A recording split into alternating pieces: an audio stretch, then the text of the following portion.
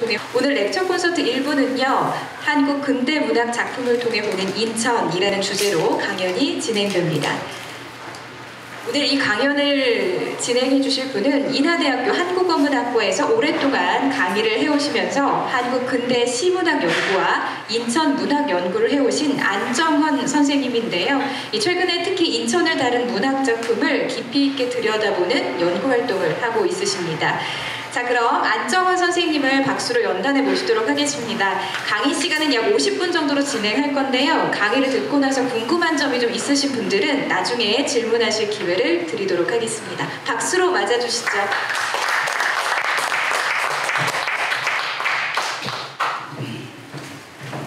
안녕하십니까, 안정헌입니다. 너무 소개를 거창하게 해주셔가지고 어떻게 수업을 오늘 진행을 해야 될지 좀 걱정이 되네요. 저 미리 쓴 것들을 가지고 계시죠? 요 자료집에 보면 시작품하고 이제 거기 해설이 좀 돼 있거든요. 그거 같이 보는 게 좋을 것 같아요. 아, 여기 위에 있습니다. 없으십니까? 네. 자, 오늘 제목은 시의 공간 인천 계양장, 특히 이제 인천항을 중심으로 했는데, 지금 인천항 연안부도 그러면 저기 연안동 뭐 그쪽으로 옮겼죠? 근데 이제 과거에 인천항 그러면 요 신포동이 사실은 중심이었던 것 같아요. 그 계양장 그러면 이제 지금의 그 신포동을 중심으로 해가지고, 신포동이 되게 크더라고요. 그쵸? 신포동 쪽이면 저 동쪽으로는 인천여상 있는 데부터 시작해가지고, 그렇죠? 답동 뭐 이렇게 밑으로 답동 이렇게 쭉 내려와가지고, 아래쪽으로 하면 저기 지금은 무슨 호텔이지? 합업 옛날에 올림포스 호텔이라고 얘기하는데 그 바로 밑에까지가 그 인천 그 신포동이에요. 그다음 위로는 여기 이제 그 송악동 뭐 이렇게 해가지고 아무튼 쭉 밑으로가 다 저기 때문에 무척 큰 지역이고, 그 다음에 거기서 사실 인천 계양의 모든 역사가 이루어졌다고 얘기해도 과언이 아닐 정도로 참 많은 의미 있는 장소이기도 하죠. 다만 안타까운 것은 그 계양이라든지 이런 것들이 우리 힘으로 너무나 자발적으로 우리 힘으로 됐으면 좋았을 텐데 그러지 못했기 때문에 그런 것들이 이제 그 당시 살아가는 사람들의 삶에도 나오고 문학에도 그런 것들이 나올 수밖에 없는 것 같아요. 네. 하지만 그럼에도 불구하고 그 안에서 우리는 또 다른 희망 그런 것들을 찾을 수 있었던 것 같아요. 문학이 가지고 있는 장점은 바로 그건 거죠. 어려움 속에서도 또 다른 빛을 볼 수 있는 그런 여지를 만들어줄 수 있다는 거. 네. 그렇게 마음을 다독여 줄 수 있는 게 문학이라고 생각해요. 저는 여러분도 같이 읽어보시면서 그런 마음을 같이 가졌으면 좋겠어요. 순서는 그냥 서론식으로 해갖고 지역학으로서 인천 문학, 그 다음에 이제 시기별로 개화기, 그 다음에 일제강점기, 그 다음에 그 이유를 이야기하겠습니다. 여러분, 먼저 신포동이라는 그런 지역을 우리가 좀 알고 있어야 될 것 같아요. 그 신포동 그러면 지금 여긴 것처럼 신포동을 이야기하는 것은 계양장 내지는 인천항을 이야기하기 위해서 신포동을 말씀드린 겁니다. 이야기한 것처럼 중요한 저게 많죠. 인천여상 그러면 여러분 다 알다시피 과거 일본공원 또는 동공원이라고 얘기했죠. 동공원, 그렇죠? 여기 일제강점기 이후 일본 사람들이 거기는 동공원이고, 그 다음에 지금 자유공원이라고 부르는 만국공원은 서공원이라고 불렀죠, 그렇죠?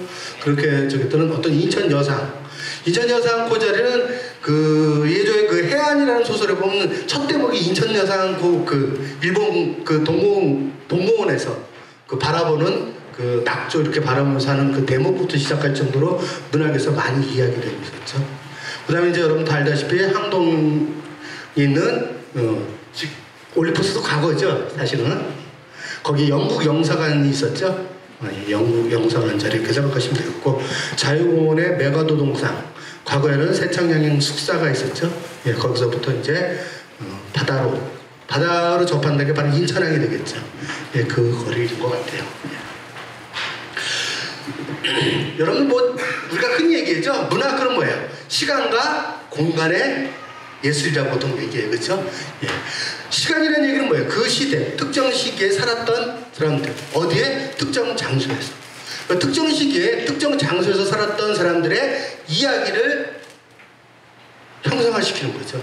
근데 어떤 방식으로? 시는 특히 이제 상징이라든지 비유 이런 거를 많이 사용을 하죠.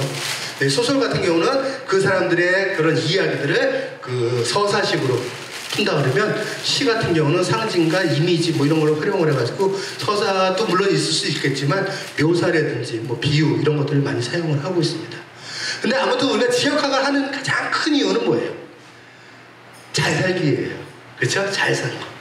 잘 사는 게 어떤 점이냐? 물론 경제적으로 잘 사는 것도 있을 수 있지만, 잘 산다 그랬을 때는 어떤 문화적으로 자기 마음속으로 느끼는 어떤 그런 뿌듯함 이런 것들이 같이 있을 때 잘 산다고 얘기할 수 있는 것 같아요.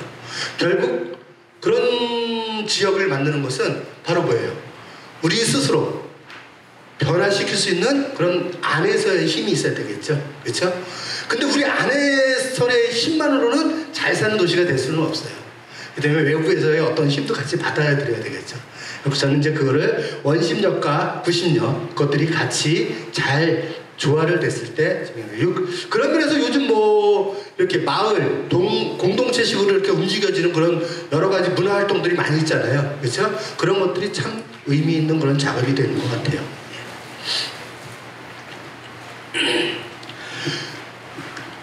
예, 그런 지역 이런 거를 하면서 가장 많이 얘기되는 게 정체성 문제인 것 같아요. 정체성. 우리 정체성을 찾자. 너무 많이 들어보셨죠? 예. 근데 정체성이 참 어려워요. 근데 문제는 이 정체성이라는 것을, 아이덴티티를 하나로 고정돼서 바라보면 안 된다는 얘기죠. 하나로 하다 보니까 다 싸움이 일어나는 거예요.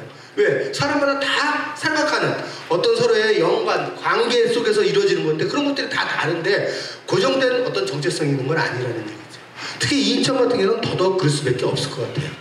여러분들 잘 알다시피 인천은 개항기 콧대, 그 개항 이전에는 여기 제국 같은 경우 아주 한적한 시골이라고 얘기 나오잖아요. 그렇죠? 집도 몇이 없었다고 그 개항기에 들어온 외국인들의 글에 보면 많이 그 서술되고 있어요. 그런 인천이 지금은 300만이 넘는 인구가 됐다는 거죠. 그렇죠? 그리고 한번 생각해보세요. 인천. 지금 광역시가 됐기 때문에 특히 그런데, 인천 그러면 우리가 흔히 얘기할 때 원인천이라고 흔히 얘기하는 지금의 남동구라든지 거기 그쪽 부분이죠. 그렇죠? 남구 학산문화국 부분인데, 남구 문학산과 그 다음에 그 남동구의 그 원인천, 거기가 아마 인천의 그 하나의 큰 테두리였죠. 그 다음 개항되면서 이제 여기 중구, 동구가 이제 또 하나의 큰 그러니까 개항기 이후 저기 되겠죠. 그 다음 조금 시선을 저쪽으로 들면, 그때 당시에는 그 부평도라고 얘기했던, 고려시대 때부터 그 이규봉 이렇게 하면서는 부평, 계양, 거기도 엄청 큰 하나의 지역이란 말이에요. 그렇죠? 거기는 이제 부평, 계양과 그 다음에 뭐 서구까지도 아우르는 그런 장소잖아요. 무척 오래된 거죠. 그 다음에 이제 광역시 되면서 김포의 일부분도 포함이 됐어요. 검단 이런 데는 과거에 김포였잖아요. 그렇죠? 그 다음에 이제 더 커지면서 어떻게 됐어요? 강화는 뭐 하나의 완전히 독자적인 적이었던 거죠. 지금도 강화는 약간은 그런 성격이 많이 있어요. 그러고 나서 이제 잘 알다시피 옹진의 섬들. 옹진군 같은 경우는 특히 그 자체만으로도 한번 생각해보세요. 백령도 그러면 장현하고 가깝죠? 백령도하고 소청도 대청도는 장현하고 가까워요. 밑으로 조금 내려 연평도 같은 경우는 옹진하고 진짜 가까운 적이죠. 옹진. 그렇죠? 예.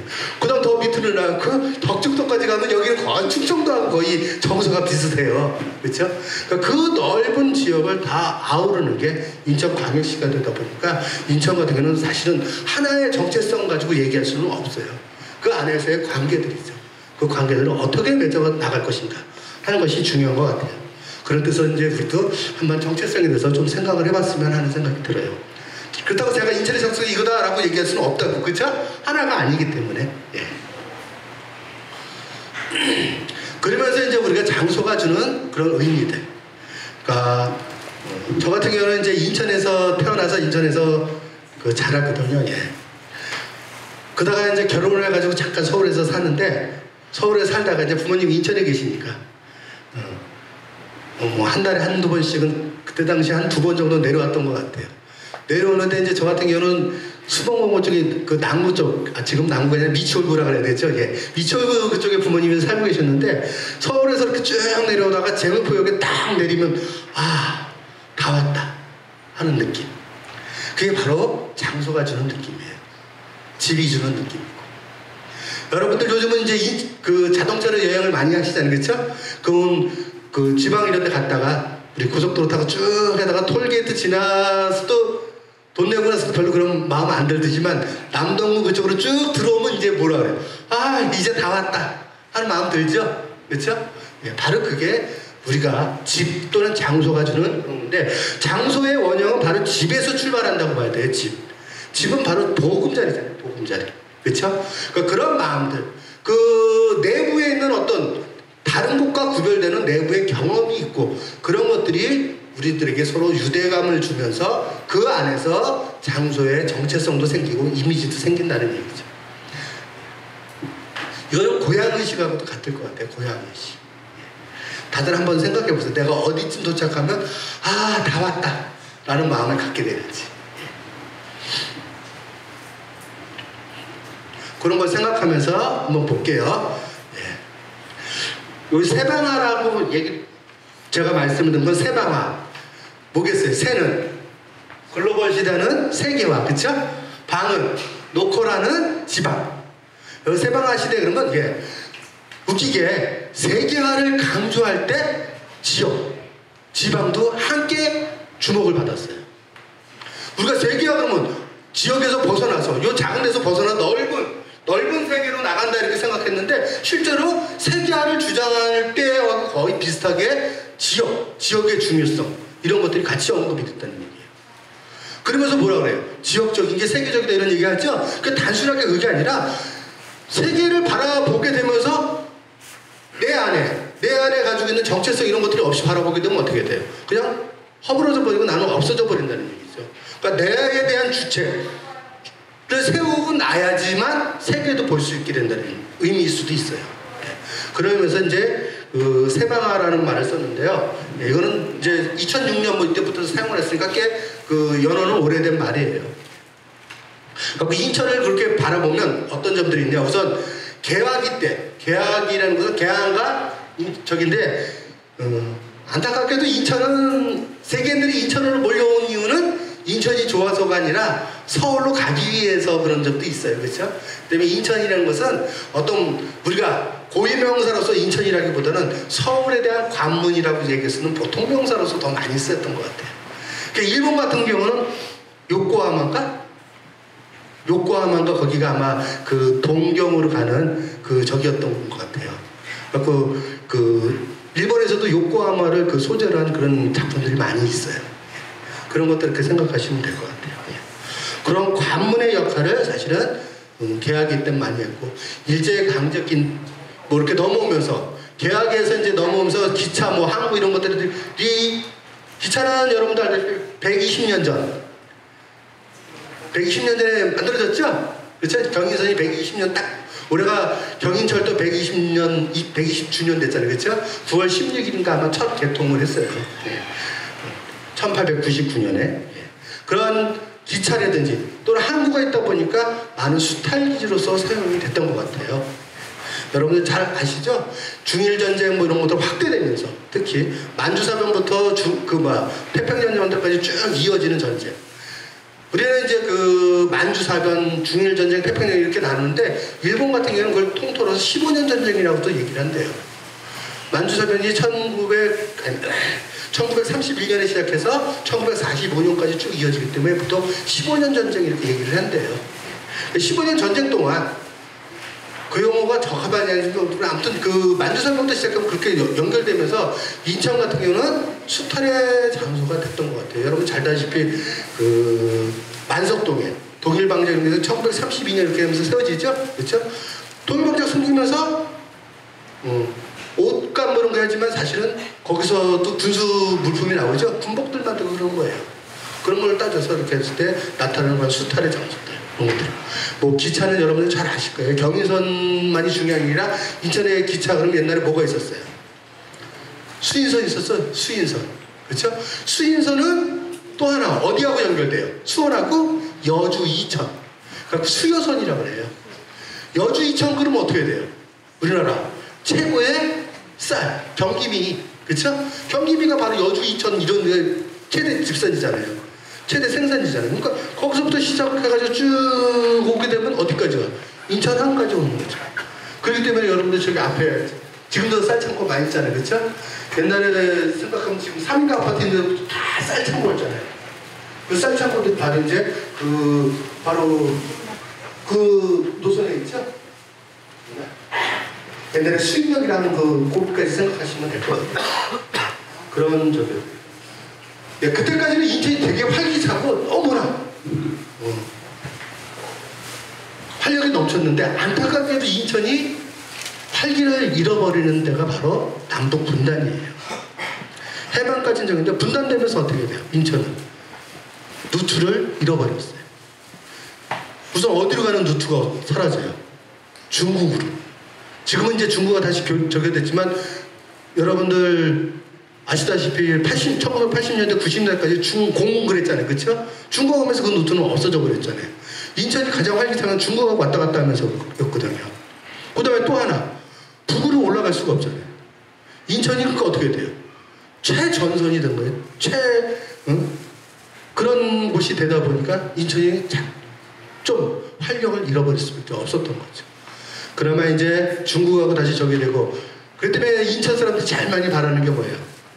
북한하고 어떤 식으로든 저기가 열려야지 인천은 또 활기찬 도시가 될 수 있다, 이런 얘기를 하잖아요. 여러분 저기 생각하시면 돼요. 연평도나 백령도 뭐 이런 쪽 생각하시고, 좀 내려오면 어디? 뭐 강화도라든지 교동도 이런 데 생각하면서 보시면 인천의 그런 어떤 활력들 이런 것들을 느낄 수가 있어요. 이런 거를 단적으로 보여주는 게 1960년에 최인훈이라는 사람의 광장이라는 소설이 있어요. 그 광장의 주인공이 북한으로 올라가는 곳이 어디냐면 바로 여기서 자유공원에서 여자친구 만났다가 저 밑으로 내려가고 지금 얘기하면 아마 북성포구 정도 될 것 같아요. 거기 가서 술 한잔 쫙 마시는데 주인이 와가지고 가려고 왔죠? 예? 올라가려고 온 거 같잖아요. 혼자 그 시간에 오니까. 그래가지고 거기서 우연찮게 배 타고서 북한으로 가서 자기 아버지 만나러 북한으로 올라가는 그런 장면이 나온다고요. 1960년에 나온 소설에 보면. 그러니까 그만큼 인천이 사실은 최전선이 돼버린 거예요. 그런 문제들을 생각하면서 보면 우리의 이제 문학도 개학 시대는 그러다 보니까 관문이니까 어떻게 돼? 나가는 사람들이 많이 있었어요. 소설에서는 뭐 이런 것들을 보면 우리 하와이 이민들 가는 사람들이요, 그렇죠? 그런 이야기부터 시작해서 또는 우리나라가 이러니까 가서 공부해서 나는 열심히 공부해서 우리나라를 세울 거야 하는 그런 사람들부터 시작해서 또 일자리도 많이 있었죠. 그때 항구도 축항도 되고 그 다음에 철도 이런 거 만들어지니까 일자리를 찾아온 사람들 뭐 이런 사람들이 많이 왔었어요. 또 일제강점기 때는 아시다시피 노동자들이 많이 있죠. 그런 우리 강경의 인간문제 이런 것들 생각하시면 될 것 같아요. 그 다음에 또 하나 인천에 미두도 있었죠. 미두. 이광수의 제 생이라든지 이런 작품들 보면 미두라든지 이런 이야기들이 많이 나오죠. 이제 해방 이후는 가장 중요한 거는 분단을 어떻게 우리가 극복할 수 있을까라는 문제에 좀 더 생각을 해봐야 될 것 같아요. 그 다음에 그 이것은 좀 보면서 할게요. 예. 신포동 그냥 넘어갈게 계속 얘기했으니까요. 자, 먼저 시기별로 이제 개화기 시기부터 나왔네, 그렇죠? 예. 자, 인천은 안타깝게도 전쟁으로 문을 열었다고 생각해도 될 것 같을 정도로 전쟁이 많이 일어났어요, 그렇죠? 예. 우리는 양요라고 얘기하지만 다른 데서는 프랑스와의 전쟁이라고도 얘기를 해요. 미국과의 전쟁. 여러분 다들 병인양요와 신민양요가 있었죠. 이때 당시에 이제 그 신지어라고 판서를 정리한 사람이 쓴 시예요. 시. 괘씸한 서양대론. 괘씸하다 서양대론. 그거는 여러분 거기 다 있으니까 그냥 쭉 볼게요. 무금무주 천지학을 내려할 것이 당국이자 동방국의 충혈이 밝았는데 어이감이 어여보자.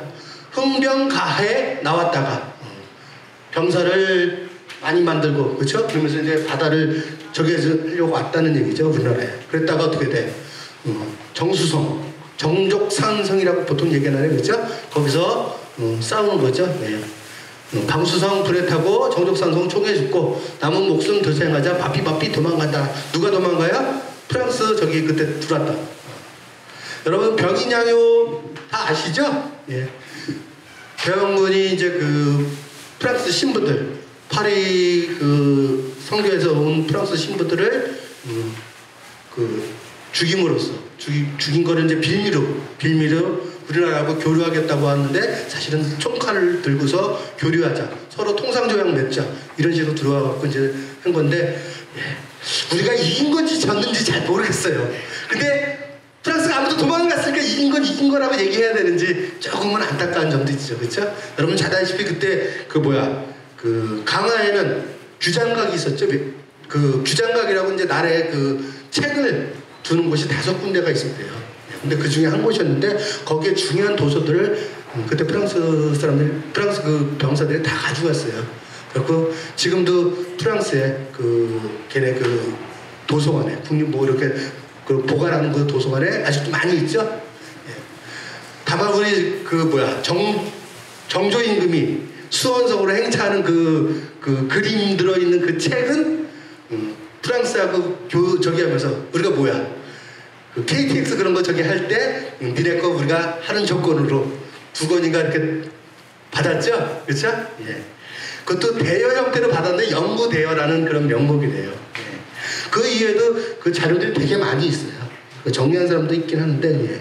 그런 거 생각하면 과연 우리가 진짜 이겼다고 얘기할 수 있을까 하는 그런 아픔이 좀 있죠. 예. 다음으로 이제 알다시피 일본이 운양호를 끌고 와가지고 역시 강화도에서 한판 붙다가 한판 예비로 사격하고 그 다음에 강화도는 아니라 이제 일본은 다시 내려와서 어디 영종도를 저기 하죠. 그래서 그때 당시에 영종진이 있는데 영종진을 거의 그냥 숫대밭으로 만들고 거기에 있었던 대포라든지 이런 것들을 실어가지고 자기네 나라를 가지고 와요. 그러고 나서 그 다음에 어떻게 돼? 야, 니네가 먼저 총 쐈잖아. 그러니까 니네가 배상해야지. 뭐 이런 식으로 하면서 아니면 우리랑 조약을 맺어야 돼. 해가지고 만든 게 우리 잘 알다시피 강화도에서 맺었다 그래서 강화도 조약이라고 얘기하죠. 병자제는 그 병자 수호 조교 뭐 이렇게 얘기하는데 아무튼 그런 강화도 조약을 맺게 되고 하죠. 그러면서 일본이 이제 요구를 하죠. 제일 먼저 이제 여러 가지 물론 있어요. 그 중에서 이제 하나가 바로 세 개의 항구를 개항하라. 그 항구 중에 하나가 바로 부산항. 근데 부산항은 이미 개항이라는 말을 할 필요가 없었어요. 여러분 다 부산항은 조선시대 그 중간부터도 계속 일본 애들이 들어왔어요. 그래갖고 여러분 잘 그 부산에서 좀 올라가면 외관이라고 있잖아요. 외관. 그 외관이 바로 그 일본 애들이 거주하고 그랬던 곳이었단 말이에요. 그러니까 그만큼 부산항은 그 뭐 개항이라는 별 의미가 없으니까 아이 그래 그러면 좋아. 그 다음 어디에 달라냈어요? 원산은 저 위잖아요. 그렇죠? 그러니까 원산도 크게 조선 정부에서는 개항보에 의미가 없어요. 너무 멀고 해도 되니까. 그 다음에 이제 원산은 여러분 아시다시피 러시아하고 또 가깝잖아요. 그렇죠? 그러니까 오히려 일본이 하면 서로 이렇게 견제도 될 수 있고 그러니까 크게 반대하지 않았어요. 그 다음 개항을 원한 곳이 어디예요? 강화도 쪽에서는 인천을 명시하지 않았는데 나중에 하면서 계속 인천을 요구하죠. 근데 조선 정부에서는 인천은 어떻게 돼? 안 돼. 여기만은 안 돼. 그렇죠? 근데 거꾸로 일본은 여기로 꼭 가야 된다는 얘기죠. 근데 역시 우리 힘이 없어서 이제 인천을 개항하게 되는 거죠. 근데 사실 여러분 알다시피 인천은 항구로서 사실 좋은 동네는 아니에요. 그렇죠? 왜냐면 지금 좀 저기는 옛날에 밀물 썰물 있을 때 지금은 이제 다 해가지고 우리가 밀물 썰물이 인천은 있는지 없는지도 모르잖아요. 사실은 몰라요. 그렇죠? 우리가 볼 수 있는 바다는 다 늘 물이 있으니까. 근데 과거에 여러분들 한번 생각해보세요. 송도 쪽으로만 갔다고 생각해보세요. 동막에 썰물 때 물 쫙 빠져가면 갯벌 때문에 끝이 안 보여요. 바닷물이. 기억나시죠? 예, 그렇던 그러니까 밀물 썰물 차가 너무나 커가지고 부두로 사용하기는 너무나 안 좋은 곳이에요. 근데도 인천을 원한 이유는 서울로 가기 위해서 가장 좋은 짧은 그런 곳이었다는 얘기죠. 예.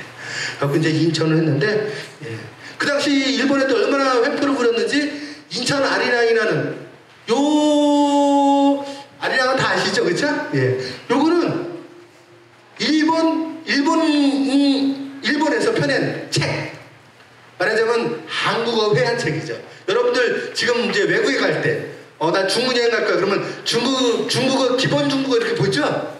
그런 것처럼 그 일본 사람들이 한국에 혹시 가게 될 사람들이 한국어를 알려주는 책에 실렸던 거예요. 근데 뭐라고 되어 있어요? 인천 채시리는 살긴 좋아도 외인의 할가에 나 못 살겠네. 예, 이런 아리랑이에요.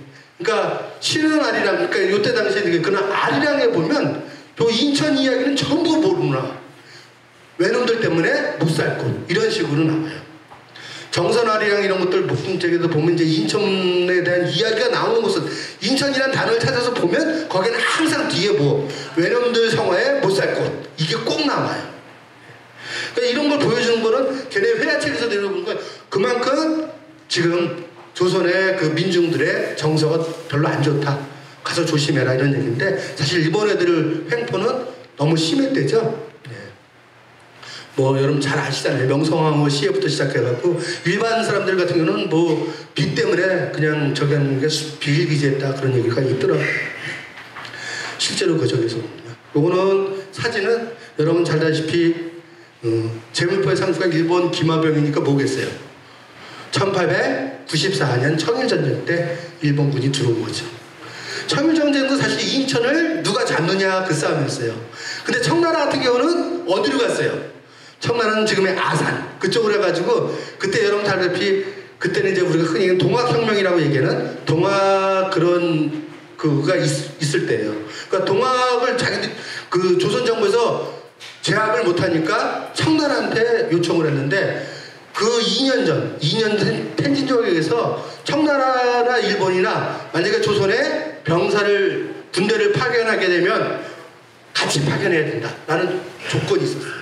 그러니까 청나라한테 요구를 했으니까 어떻게 돼요? 일본도 니네가 가? 그럼 우리도 가지 하는데 일본은 청나라 전쟁을 하기 위해서 준비를 하고 온 거죠.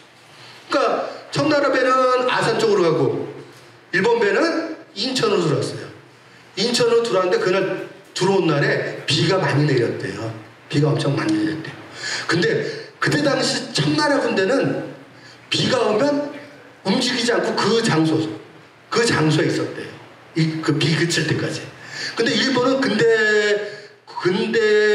군대기 때문이었는지 아무튼 일본은 비가 내리는데 바로 어디로 갔어요? 서울로 올라갔어요. 인천 내려갔고 바로 서울로 올라갔어요. 서울로 올라간 이유는 여러분 잘 아시죠? 경복궁을 점령하기 위해서.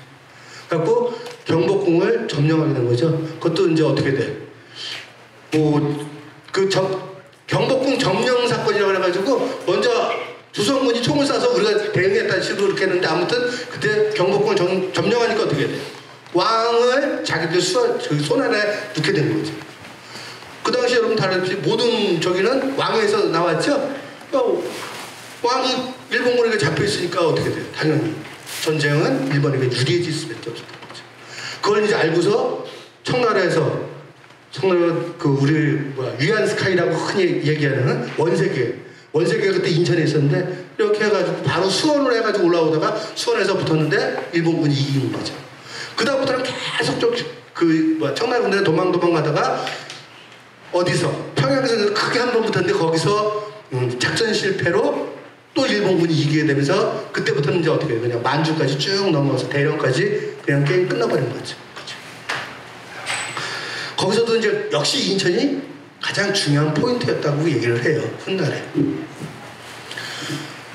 그 다음에 이제 우리가 인천 그러면 역시 철도의 시작이죠. 예, 여기 경인철도가 있는데 경인철도 같은 경우는 경부철도보다 인천이 5년이가 먼저 생겼는데 노래는 경부철도가 나온 다음 체남선에 경부철도가 나온 다음에 만들어졌다 그러더라고요.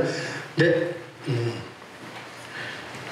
보면 총 6년으로 되어 있는데 1, 2, 3, 4는 서울의 이야기고 이제 5년 이렇게 하면서 넓은 건 소사벌 알죠? 지금 부천이요, 그렇죠? 예. 그다음에 부평역도 차례를 거쳐 산 넘고 물과 급비다라니 속하다 주안역도 지내었구나. 예, 이건 뭐예요? 그만큼 기차가 빠르다는 얘기예요. 걸어서 갈 때와 기차가 될 때, 기차는 진짜 눈 깜짝할 새에 지나간다 이렇게. 여기서 계속 이야기된 게 쭉 그냥 지명만 나열되다가 빠르다, 달하다, 급히 달하다. 그다음에 속은 빠르다는 게 빠른 속 저게 되겠죠, 그렇죠? 예. 그러다 보니까 어떻게 돼? 멀리 있는 산을 우그러뜨려서 가깝게 있는 것처럼 보여주고, 그렇죠? 그 다음에 가까운 산은 어느 순간에 저 멀리 뒤로 멀어져 온 거죠. 이렇게 하면서 어느덧 저울보에 다다랐다 이렇게 했는데 시적으로 뛰어나진 않아요. 그렇죠? 근데 아무튼 이런 경인철도가가 있었다라는 거는 그래도 좀 아시면 좋을 것 같아요. 예. 우강역 부근이네요. 이게 알렌벨장이네요. 그렇죠? 예. 그때 당시에 우강역이 있었어요. 여러분들 축천역 아시죠? 지금의 동이천역 말하자면 거기서 그 다음에 주안인데 그 사이에 우강역을 만들어줬어요. 그 이유는 알렌 때문에. 알렌이 그 당시에 그 고종의 그 적이었죠. 주치이고 그랬단 말이에요. 그러면서 나중에 미국 그 공사도 되고 그러니까 알렌이 인천으로 자기네 별장 놀러 올 때 편하게 해주려고 우강역을 만들어줬대요. 근데 물론 이제 지금 아까 경인철도 가는데 경인철도에 대해서 나오는 게 고유섭 선생의 경인팔경도 역시 뭐야? 그 경의선 철도를 하면서 쭉 지역마다 내려오면서 역마다 쓴 시예요. 물론 이 작품은 1925년 개화기는 아니죠, 그렇죠? 예, 그때 했지만 철도니까 같이 하려고 좀 그냥 제가 이렇게 했어요. 잠깐 볼게요. 예, 부평의 여름경치. 예, 거기는 아마 학이 있었나 보겠죠? 그러니까 백조모 나라 이렇게 하면서 학하시고 이렇게 그 요거는 학하가 그 어떤 그 의성어라 그래야 되겠죠. 의성어 또는 의태어. 근데 학학 이런 거 보니까 아마 그 하얀 새는 학이었을 것 같은 느낌은 들어요. 그렇죠? 예. 그러면서 뭐 허공주제 나르는 저기 그 뭐야 하얀 옷과 검은 머리를 가진 것은 뭐 안을 못 풀어 그런 것 같다. 뭐 이런 얘기가 나오네요. 그 다음에 염전 있는 곳이 어디예요? 주안이죠? 주안염전. 그렇죠? 주안염전의 가을 경치. 외로운 돛담배가 저 멀리 있고, 그렇죠? 그러면서 맑게서 어느덧 그 옛날의 뜻을 알 수 있겠다 하는 주안염전 이야기. 그 다음은 북만충경.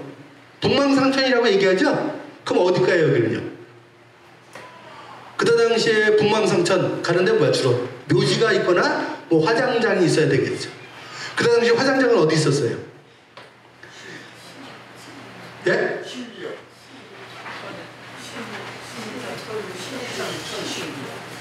바로 도원동에 있었잖아요. 도원동. 지금의 그 도원 그 뭐야 도서관? 거기 있는 데가 바로 화장장 근처잖아요. 가끔 이용하면서 주안의 신기촌을 생각하시는데 신기촌은 1935년이니까 그 이후에 그러니까 그 고유선생이 썼을 때는 거기가 아니라 여기는 도원이에요. 도원이라 그래야 되나? 율목동이라 그랬구나. 율목 그 화장장이 있었잖아요. 거기를 지금 얘기하는 거예요. 아시겠죠? 그러니까 간혹 어떤 그 평론을 하시는 분도 딱 저기 하니까 병망산천 황풍 뭐 이렇게 얘기하니까 주안 신기촌이구나 했는데 한 번씩 주안역에서 신기촌 안 보여요. 왜? 거기는 약간 고개가 하나 있잖아요. 지금 말하자면 옛날 시민회관 있던 데는 약간 고개이기 때문에 절대로 주안 화장장까지 볼 수는 없어요. 그러니까 거기는 아니에요. 그리고 역도 차례 내려오기 때문에 주안은 맞나? 주안은 아까 염전 나왔잖아요. 그렇죠? 그 다음에는 어떻게? 동인천, 지금의 동인천역 얘기하면서 축현역이 되겠죠? 축현역에 바로 그 보이는 율목동 그 화장장 거기를 생각하시면 될 것 같아요. 그러고 나서 이제 어떻게 돼? 인천역에 오니까 아주 조용하네요. 저기와고, 그렇죠? 그렇게 보여주는 그런 쪽이. 그러니까 요거는 딱 그 지역을 이렇게 해주면서 그래도 읽으면 그 그림이 그려져요. 그렇죠? 그러니까 아까 그 경인철도보다는 조금 훨씬 더 좋은 작품인 것 같아요. 다음 이제 인천 그러면 인천항이잖아요. 그렇죠? 그럼 축항인데 제가 이 작품을 한 것은 여러분들 잘 아시는 김구 선생님이 그렇죠? 김구 선생님 올해 3.1운동 100주년이기도 하잖아요. 그렇죠? 예, 김구 선생님이 이 축항에 동원돼서 작업을 하셨죠? 그때 여기 나온 거 한번 잠깐만 볼게요. 아침 저녁 쇠살로 허리를 마주매고 축항 공장에 출력을 한다. 도망가지 못하게 쇠살로 다 묶었다는 얘기예요. 예. 그래갖고 흙지기를 지고서 쭉 올라가는데 너무나 힘들어요. 서대문에 있었던 것은 완전히 누워서 떡 먹기 그렇게 쉬웠다. 인천에 와서 고생하다 보니까 그래가지고 어떻게 돼요? 어떻게 하면 이 고생을 면할까 하다가 무거운 짐을 지고 사다리에 올라갈 때 여러 번 떨어져. 차라리 죽는 게 편하겠다라는 생각을 했대요. 근데 왜 못하셨어?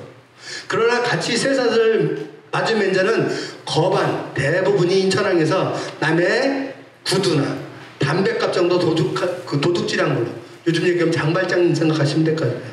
그런 사람들로 같이 잡혀온 사람인데 내가 죽으면 어떻게 돼? 쇠사슬 때문에 그 사람들도 같이 죽을 거 아니에요, 그렇죠? 그래가지고 뛰어내리지 못했다라는 그런 거를 쓴 부분이에요. 백범일지. 그래서 저는 항상 그 월미도 그 전망대에 올라가면 거기서 이렇게 인천항 쪽을 보게 되면 저 부분이 항상 생각이 나더라고요. 그 다음에 이제 역시 인천 그러면 그 양반도 많고 그랬기 때문에 역시 낭만의 장소고, 그 다음에 많은 시인들, 소설가들, 특히 모더니스트들 같은 경우는 인천을 1920, 30년대 모더니스트는 인천을 안 가보면 시를 쓸 자격이 없다, 이렇게까지 얘기할 정도였어요. 네, 김서울은 모더니스트는 아니지만 김서울도 인천에 왔었던 겁니다. 요 시를 한번 볼게요. 밤 홀로 잠들기가 참말 외로워요. 마음에도 사무치도록 그리워요. 일도 무더니 아주 얼굴조차 잊힐 듯해요. 요 부분 우선 뺍시다.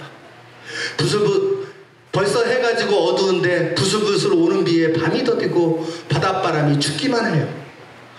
고요히 누워서 들으면 하얗게 밀려오는 봄눈들이 눈앞을 가로막고 흐느낄 뿐이에요.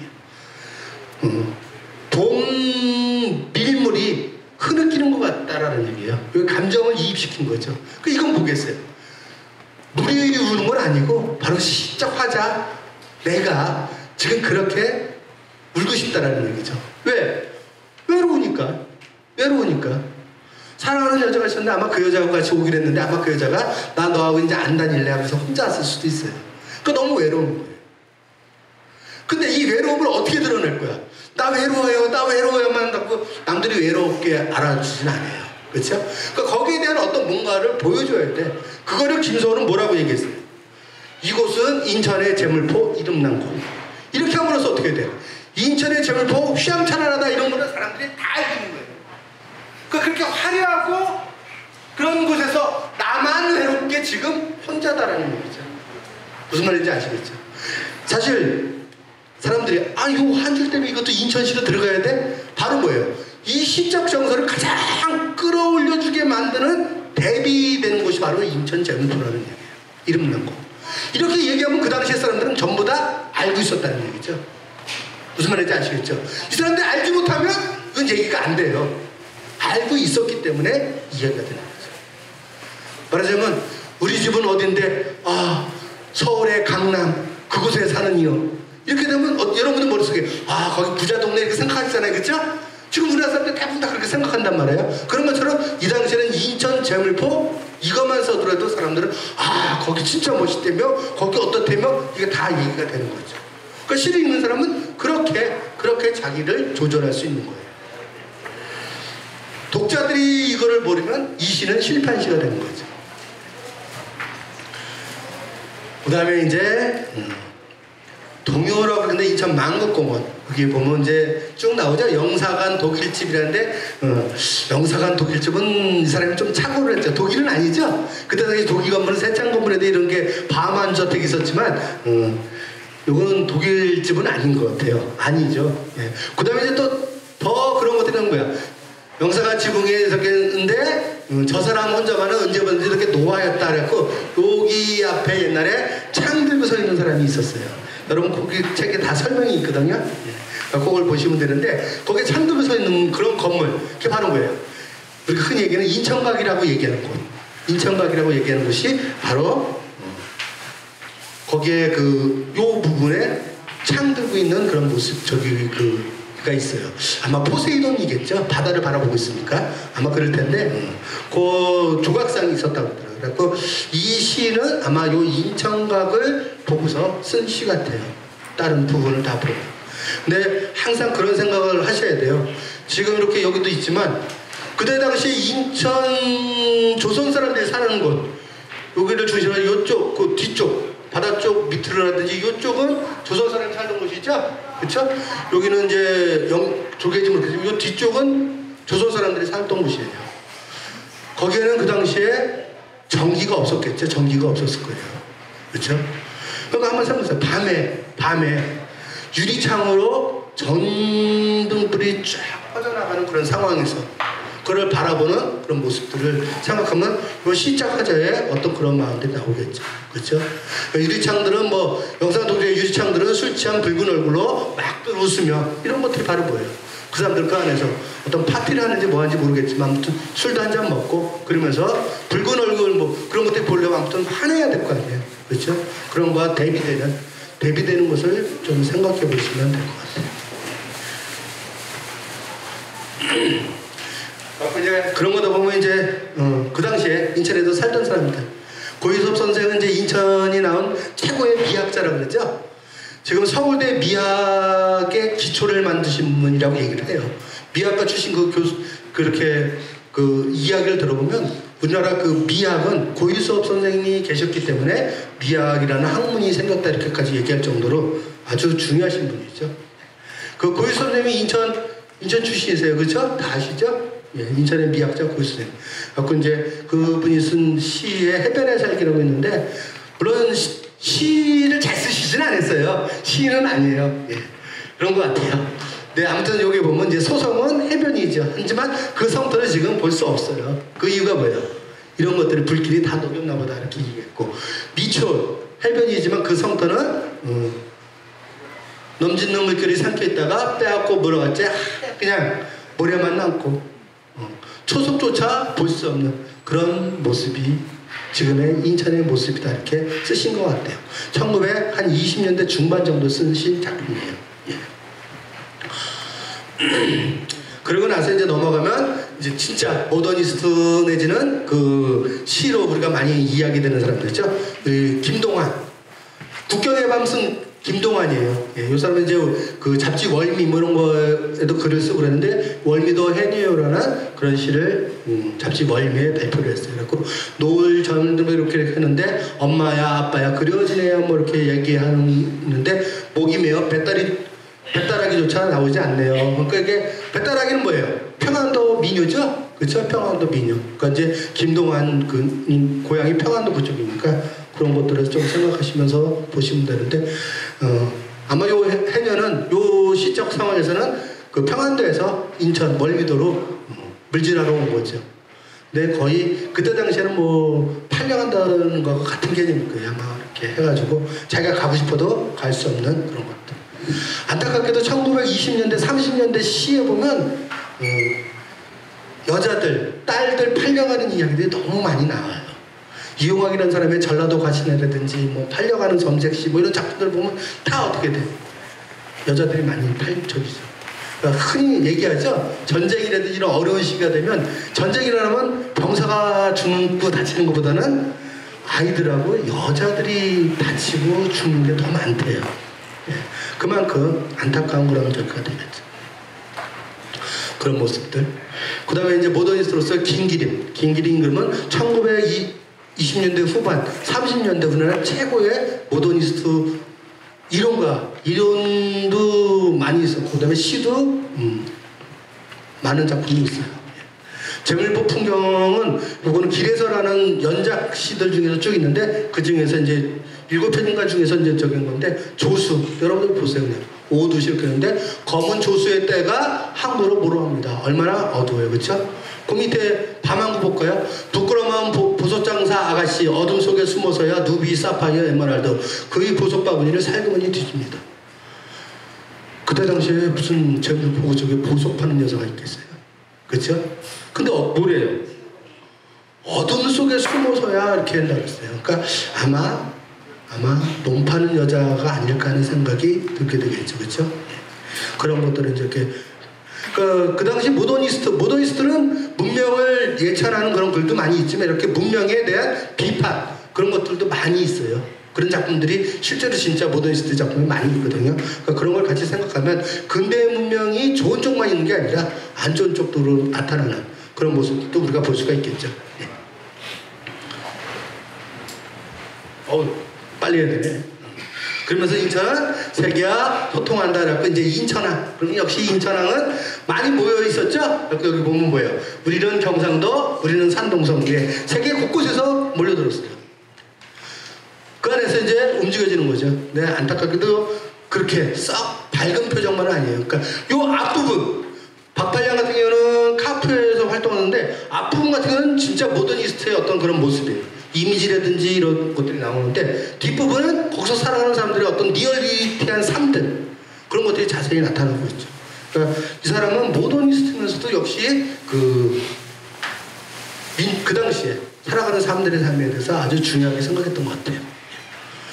그러나서 이제 광복으로 넘어가야겠네, 그렇죠? 예, 광복 그러면 역시 해방인데 김기림 같은 경우는 이제 파도를 헤치며 파도 소리 헤치며 여기는 이제 연합군을 환영하는 그런 작품들이에요. 그러니까 어떻게 돼요? 되게 환하고 좋았어요. 예. 근데 여러분들 알다시피 이때 환영해서 나갔다가 어떤 일이 생겨요? 환영하는데 그 행진을 나갔는데 일본 그때 이제 남아있는 일본 군들이 일본에 무장하고 있었어요. 여기 영사관보를 지키기 위해서. 그 사람들이 총을 쏴가지고 인천 시민 3명인가 한 명인가 2명이 죽고 다쳐요. 그래가지고 어떻게 돼? 미군정에 가가지고 쟤들을 처벌하라 뭐하라 그러는데 미군정은 질서를 유지하기 위해서 이거는 정당한 행위다 해가지고 그걸 안 했어요. 처벌을 안 했어요. 그러면서 어떻게 돼? 인천에서 우리가 생각했던 해방군이 아닌가 하는 의문도 갖고 막 그러게 돼요. 그러면서 이제 거기서부터 약간은 이제 그 미군정에 그 불만을 가진 사람들이 많이 나타나게 되죠. 예. 그런 걸 생각하시면 될 것 같아요. 그러니까 아무튼 그런 적인데 광복위에 또 하나 이제 인천 출신의 그 시인이 한 분 있죠? 배인철이라고. 요 바로 밑으로 이렇게 가면 옛날에 거기 배인철의 동생 배인숙 씨가 이렇게 살고 있던데 아무튼 요 지역에서 저기였는데 배인철 같은 영문과 나왔어요. 그러니까 그때 당시에 영어를 할 수 있는 사람이 별로 없잖아요. 그러니까 이 사람들 같은 경우는 가장 많이 하는 게 뭐야? 장교, 통역. 미군 장교 통역으로 많이 했어요. 그러다 보니까 통역을 한다는 얘기는 뭐예요? 그때 당시에 일본 사람들이 두고 간 재산을 적산가옥이라고 그러잖아요. 적산재산. 그 적산가옥 이런 것들을 해가지고 시인들을 이렇게 해가지고 거기서 신앙송해야 되고 막 그랬어요. 그래서 인천 그 문학의 밤 뭐 이런 것들을 배인철이 많이 하고 그랬거든요. 근데 안타깝게도 1948년인가? 48년인가 그 남산에 그 올라갔다가 총 맞아 죽어요. 여자랑 같이 데이트하다가. 근데 그 여자가 참 박인환도 좋아했고 나중에 김수영이라는 그 모더니스트를 이렇게 했는데 김수영의 부인인가 그렇게 됐죠. 근데 그 이화여대 나왔는데 이화여대 다니는데 그때 베인철을 갔다가 그 총 맞아 베인철은 죽었어요. 베인철인데 이 사람은 작품이 많지는 않아요. 작품 총 10편도 안 될까? 막 그러는데 주로 어떤 작품을 쓰냐면 흑인들을 썼어요. 흑인들. 미군들 왔잖아요. 흑인들인데 미국의 흑인들은 대부분 다 보겠어요. 옛날에. 노예로 끌려왔을 거 아니에요. 그쵸? 그 아프리카 이런 데서 노예로 끌려온 그 사정과 그 다음에 지금의 우리의 사정 또는 일제강점기의 우리의 모습 이런 것들을 같이 이제 그 비유 뭐 이런 식으로 하면서 쓴 시라고 보셔도 될 것 같아요. 그래갖고 그들을 이렇게 한자리에서 서정시라든지 이런 부분들이 흑인을 이야기하지만 그 흑인 속에서 우리의 과거 또는 우리의 현재 이런 것들을 바라보는 시라고 보셔야 되겠죠. 그 다음에 역시 인천 그러면 뭐 하나가 빠진 것 같아요. 중요한 작품 하나가 빠졌네. 여러분 거기에는 있을 텐데 박인환 시 있죠? 예. 근데 요즘 지금 없네요. 그 다음에 이제 역시 인천 그러면 인천에서 활동하던 조병화라는 시인이 있어요. 조병화 같은 경우는 인천 제일고등학교 교사였어요. 예, 제일고등학교 교사하면서 인천에 대한 작품들을 많이 내요. 여러분 지금 이렇게 저 밑으로 내려가면 무슨 카페인가 술도 이렇게 팔고 그런 뭐 흐르는 강인가 뭐 그런 데 있죠? 예, 거기가 옛날에 조병화가 그 살던 곳이었어요. 조병화 부인이 산부인과 의사였는데 그때 병원은 현찰이 많잖아요. 그렇죠? 현찰이 그때 당시 인천에서 가장 많이 움직이는 사람 중에 한 명이었다. 그러니까 가장 많이 움직이는 사람 중에 한 명이었다 이런 얘기를 해요. 그래갖고 나중에 조병화가 인하대까지 오게 된 게 그때 조중훈이 그걸로 돈으로 많이 갔었다는 설도 있어요. 근데 아무튼 조병화의 인천항 이것도 역시 마찬가지죠. 상하를 타러 멀리 가고 하는 사람들끼리 모여들은 아시아 또 하나 여기 종점이라고. 예, 이렇게 그 많은 사람들이 꼭 우리나라 사람만은 아니에요. 예, 그런 사람들이 모여드는 곳이죠. 그래가지고 쭉 이야기 되던 거. 낯선 방언끼리 주점에 앉아서 이렇게 다 하는 여기는 영 또 하나 방언지대라고 여러 말들이 섞이는 그런 곳이라는 얘기예요. 그건 또 나온 거기 책이 있으니까 그냥 넘어갈게요. 그 다음에 이제 팔랑버들. 버드나무예요, 버드나무. 그럼 이 팔랑버들을 왜 했을까? 전쟁 때문에 인천에 웬만한 게 다 없어져 버렸어요. 그쵸? 예. 그런 폐허를 얘기하는데, 그런데 올라가다 보니까 뭐가 있어? 팔랑버들은 그래도 강한 생명력을 지니고 있더라는 얘기죠. 그쵸? 그 폐허 속에서도 다시 피어날 수 있는 그런 모습을 이야기한다라고 볼 수 있을 것 같아요. 예. 그 다음에 이제 이인석이라는 사람, 이 사람, 이분도 시인적인데, 평안도 그 박물관장 이런 거 하다가 인천에 내려가고 한 2, 3년, 그 1960년? 59년, 60년 때 서울로 올라가기 전에 인천에서 주로 활동하는데 인천에서 시집 2권을 내요. 예. 그 중에서 이제 그 화평동 연가라는 부분도 있고, 그 다음에 이제 여기 만국공원인데 인천항 이런 작품들이 있거든요. 요 만국공원 잘 아시죠? 예. 쭉 이런 사람들은 올라가는 그런 모습들. 근데 이건 이제 이현 쪽인데 여기도 보세요. 백고동과 기적과 나타난 소음, 역사에 운전된 아침을 아는 굳건한 모습들이구나. 이렇게 폐허 이후지만 1956년에 쓴 작품이거든요. 예, 그러니까 전쟁의 어떤 그 폐허 속이지만 그래도 어떤 희망이 있는 그런 것들을 이야기하고 있다라고 볼 수가 있겠죠. 근데 안타깝게도 자유공원은 요즘은 약간 갈등의 장소가 돼버렸어요. 그렇죠? 매구도 동산을 치워야 되느냐 말아야 되느냐 이런 이야기들. 최도연이라는 시인이 봤더니 인천 사람들이 연애할 때 거기 가서 매구도 동산을 사이에 두고서 사진을 찍더라. 근데 이게 좀 웃기지 않냐? 그런 식으로 쓴 거예요. 그렇죠? 예. 우리는 전혀 여태까지 저도 앨범 쭉 뒤져온 매거더 동산에서 찍은 사진 엄청 많거든요. 예. 어렸을 때 가뭄 무조건 그 앞에서 거기 꽃도 있었잖아요. 화단 같은 거. 그렇죠? 거기 앉아서 찍으면 잘 나온다고 그래갖고 많이 있는데 아무 생각 없이 저기지만 외부에서 볼 때는 이게 약간 이상하다는 얘기예요. 그렇죠? 그러면서 이제 이야기가 되는데 아무튼 지금 한 15년 됐네요. 갈등이 저기 앉지. 그렇죠? 예. 그러니까 그 갈등은 여러분들 각자 마음속으로 새기세요. 여기서 나는 이렇다, 나는 저렇다 그런 것은 아니고, 그렇죠? 예, 그런 거 생각을 해볼 수 있는 것 같아요. 그 다음에 이제 임성기라는 분인데 이거는 이제 인천 창녕 쪽에서 출신인데 지금 서울 연세대 교수로 그 불문과 교수로 계시는데 창녕도 고향은 간문부터 시작하네요. 그렇죠? 그리고 쭉 이야기하면서 이야기하는 거는 뭐 우리 인천 그러면 기독교, 감리교, 그렇죠? 그런 것도 생각할 수 있겠고 실 돌아가고 방적기계 그런 이야기도 나오네요. 그러면서 여기 보면 어둡고 뭐 타전하는 병사가 쓰러졌다. 그러니까 유교도 생각할 수 있고 그다음 미군 병사들 이런 것들을 생각할 수 있는 어떤 인천의 전체적인 어떤 그런 역사를 볼 수 있는 그런 작품인 것 같아요.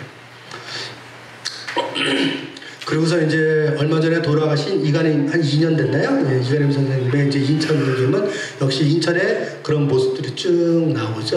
예. 이 작품 아마 거기 안 실려 있을 것 같은데요. 한번 읽어볼게요. 1년만. 한가닥 긴 연기 뱀이 회의목을 칭칭 감아 조르고 허옇게 식은 노을이 제분 공장 뒤에 엎드려 숨가쁜 기침을 하며 구명난 깔때기로 피를 토한다. 회오리 바람에 날리는 휴지 조각인 듯 제 갈매기들이 공중에 나부며 후수 떨어져 비지쓰레기와 함께 기름덩이에 처박힌다. 예. 약간은 우울한 하지만 그 당시 인천의 모습. 예. 지금도 여러분들 그 북성포구 이런 문제들이 사실은 뜨거운 감자잖아요. 거기 매운다 뭐한다 얘기가 많이 나오는데 과연 매운다고 해결을 낼 것인가?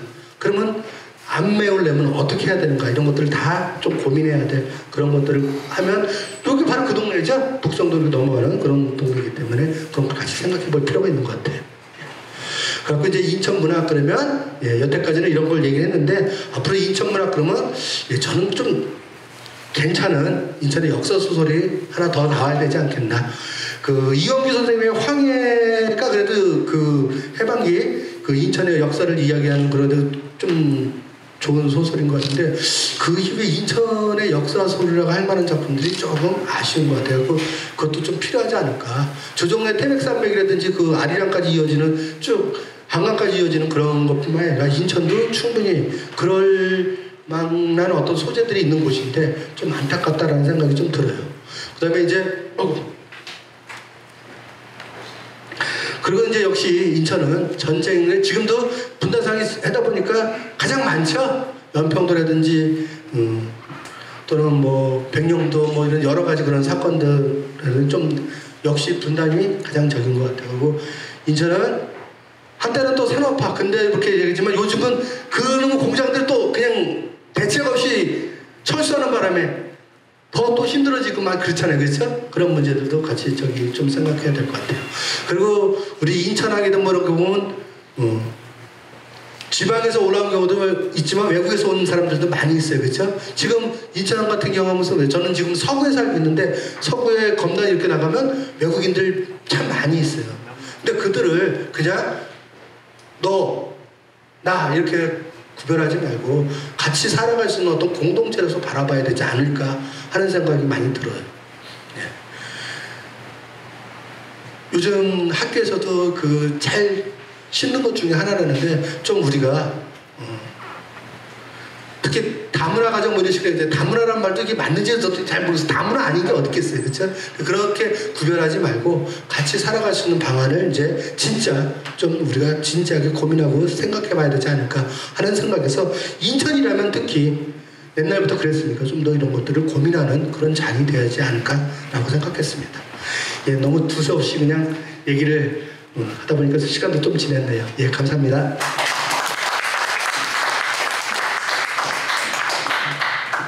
네, 문학작품과 함께 인천의 역사도 들어보는 멋진 강연이었는데요. 잘 들으셨나요? 네. 네, 오늘 좋은 강연 해주신 안정원 선생님께 다시 한번 큰 박수 부탁드립니다. 강의 내용에 질문하실 내용 좀 있으실까요? 저기 박인환 선생님이요. 예, 예. 인천 출신인가요? 아니, 박연생만 아닙니다.